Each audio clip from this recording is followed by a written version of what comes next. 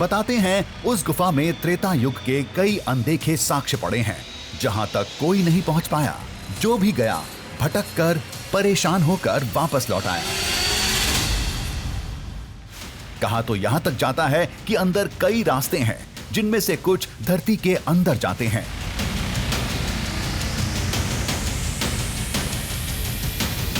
जो मेरा एक फ्रेंड था वो गया था उस गुफा में, आधा दिन तक वो चल रिटर्न आ गया। इसके बारे में तो कोई भी एक्सप्लोर नहीं कर रहे हैं। उसका तो साम्राज्य बहुत बड़ा रहेगा। बोले तो वाली के बारे में बोलना है तो वो गुफा के बारे में यहाँ पे सराउंडिंग पे बहुत ज़्यादा बोलते हैं, लेकिन एक्सप्लोर नहीं किया है।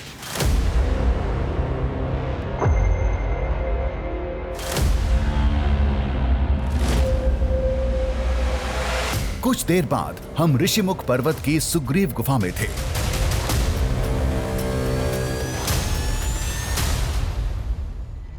माना जाता है कि सुग्रीव अपने सहयोगी जामवंत के साथ यहीं रहते थे।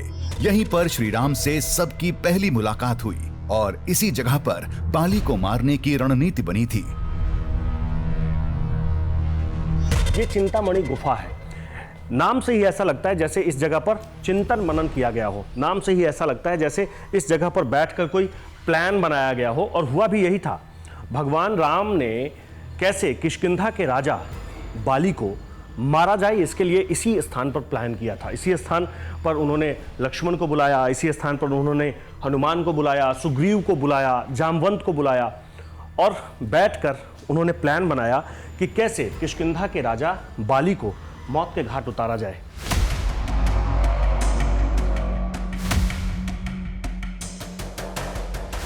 बाली अपने समय के धरती के सबसे बड़े योद्धा थे। उनके पास कई दिव्य शक्तियां थीं। बाली को अपने पिता इंद्र से एक स्वर्ण हार मिला था, जिसकी मदद से रणभूमि में शत्रु की आधी शक्ति बाली को मिल जाती थी। वो उड़ने के साथ गदा और मल्ल युद्ध में पारंगत थे। एक बार तो उन्होंने रावण को बाजू में दबाकर 4 समुद्रों की परिक्रमा भी की थी।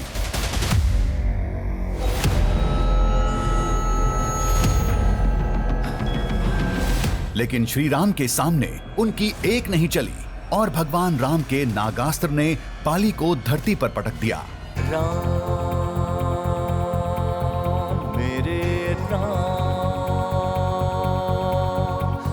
मान्यता के मुताबिक इसी जगह से श्री राम ने बाली पर निशाना साधा था। ये छोटे निशान लक्ष्मण के हैं जो बगल में खड़े थे, और दावे के मुताबिक ये श्री राम के चरण चिन्ह हैं।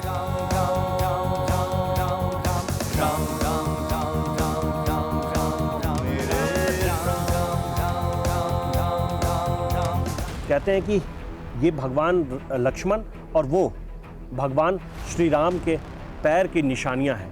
यहीं खड़े होकर उन्होंने बाण चलाए, इसीलिए इस स्थान को वो माना गया है कि सबसे पवित्र स्थान है। इस स्थान को माना गया है कि यहाँ उन दोनों के पैर पड़े थे, और यही मानकर उनकी ये निशानियां आज भी मौजूद हैं। चरणों के असली निशान मिटने के बाद उसी जगह पर प्रतीक के तौर पर ये बनाए गए।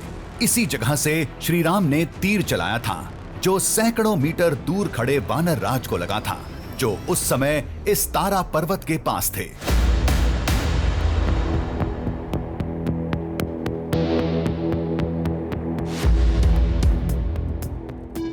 इस इलाके में रामायण के साक्ष्यों से ज्यादा चर्चा उस रहस्यमयी गुफा की होती है। कई तरह की कहानियां सुनाई जाती हैं। वो गुफा भी किष्किंधा का ही एक हिस्सा था, जिसमें वानरों का छोटा नगर बसा था, जहां एक मंदिर भी था। बाली गुफा मतलब बहुत बड़ा गुफा है। अंदर में भी बहुत रास्ता है। अभी कौन भी नहीं देखिया। अंदर में गए तो सब गिर गए तो बाहर नहीं आते, सेफ्टी नहीं। बहुत बाली गुफा अंदर में अभी भी बहुत बड़ा साम्राज्य है। पानी बाजू तुंगाभद्रा नदी है, नदी का पानी भी गुफा अंदर में स्टॉक होती है, आती है चलती है। गुफा अंदर में भी बहुत रास्ता है, अभी भी मंदिर भी है गुफा अंदर में।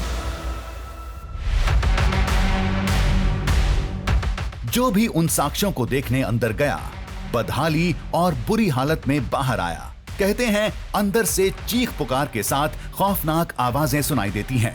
कई लोगों ने तो उस कंदरा के इलाके में 10 फीट के लंबे चौड़े एक साए को भटकते हुए देखने का भी दावा किया। हमारा फादर थे जो 10 इयर्स के पहले एक्सपायर्ड है, उनका 96 इयर्स हुआ था वो एक्सपायर टाइम में। वो बोलते थे जो अंजनाद्रि के पास, अंजनाद्रि में वो 50 इयर्स तक हर नवरात्रि में रामायण पढ़ते थे। उनका नाम था रामराज जी बोलते।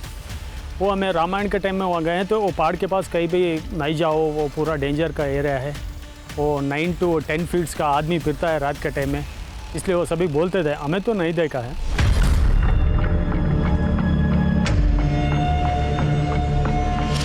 गुफा के अंदर का मंदिर कैसा दिखता है, अंदर कौन से साक्ष्य हैं, कोई नहीं जानता। किसी सरकारी संस्था या संगठन ने कोशिश भी नहीं की। नए खोज की तलाश में जिसने भी अंदर जाने की सोची, खौफ की कहानियों ने कदमों को रोक लिया। मेरे बचपन में मैं भी जाना करता था उधर तक, बट क्या बोलता है उसका अंदर जाने को मैं ट्राई किया हूँ 2-3 बार भी, और उसका अंदर जाते जाते अब मेरे को ज़्यादा साउंड्स आता है, उसके बाद में ज़्यादा काला रहता है, कुछ दिखता नहीं उसका अंदर। सो मैं डर के बहुत सारे टाइम में आ गया हूँ बाहर। उसके बाद वो अभी तक अंदाज़ा नहीं कि कितना दूर है बोल के, कोई भी एक्सप्लोर भी नहीं कर सकता अभी तक।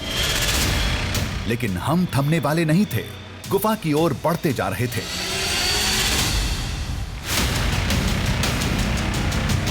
बीच में पौराणिक नदी तुंगभद्रा पड़ी। इसे पार करके ही कंदरा के इलाके में दाखिल होना था।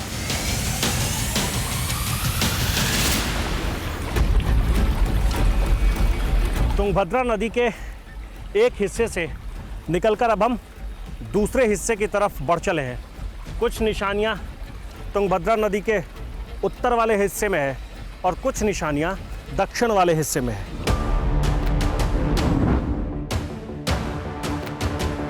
हम कंदरा के पहले द्वार के करीब थे, वही मुहाना जिस रास्ते बाली अंदर गए थे, जहां सुग्रीव ने 1 साल तक पहरा दिया, फिर खतरा देख एक बड़े पत्थर से गुफा को बंद करके चले गए थे।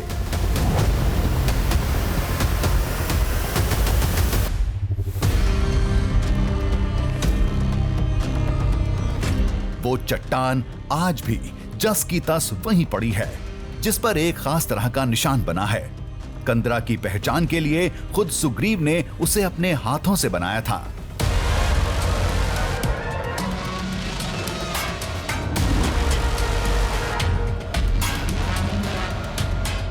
वो शिला और उस पर बना चिन्ह अब हमारी नजरों के सामने था। दावे के मुताबिक यही बाली की असली गुफा थी, जिसमें कई महीने मायावी राक्षस से युद्ध हुआ।